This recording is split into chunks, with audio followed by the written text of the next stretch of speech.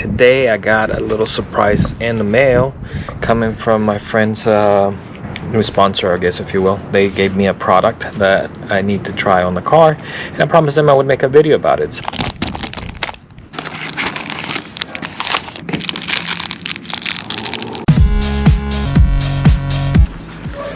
It's got carbon fiber up top.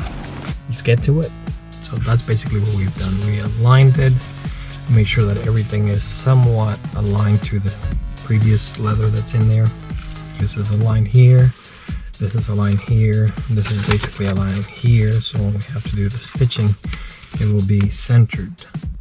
So we're going to start removing the adhesive tape.